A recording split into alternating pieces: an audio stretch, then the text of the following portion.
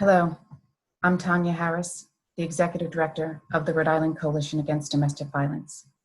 I come to you today as a Black woman leading this organization to share with you the impact of the past several days, the mixed feelings of pain, fear, and sorrow in the wake of the murder of George Floyd in broad daylight on the streets of Minneapolis, visible for all of our eyes to see and our hearts to break. This is just one of the many cases of police brutality and the systematic racism embedded in our society that impacts Black Americans and other people of color in our nation and world. And this damages us all. As a Black woman and as a mother raising a young Black man, this particular murder has shaken me to my core. George Floyd's last words echo in my mind. When I close my eyes at night, the image plays in my mind over and over again. I see my son where George was. I hear him saying, "I can't breathe." These are the sleepless nights for me, thinking about my son, my family, and the countless Black men and women who have died at the hands of police. Racism and the fear it brings has always been embedded in our lives.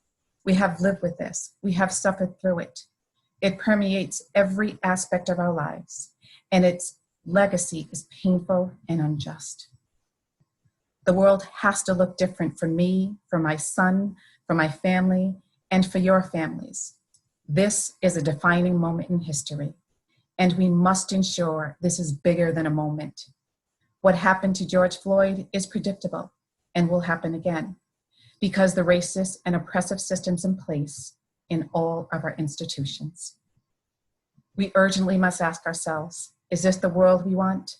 I don't want this for my grandchildren. I don't want them to live in fear. I want them and all children to know their lives mean something, that they matter, that there should never come a time when they are pleading for their lives and saying, "I can't breathe," that their names and their very existence matter, as the names George Floyd, Breonna Taylor, and Ahmaud Arbery, and so many others matter.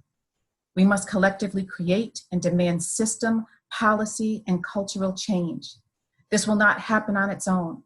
This work is everywhere, and we have to be the ones who move this change forward, freeing each other from oppression and violence in all of its forms: physical, financial, sexual, emotional, and systematic against underserved and communities of color, discrimination in education, housing, healthcare, and the workforce, and disdain of poverty.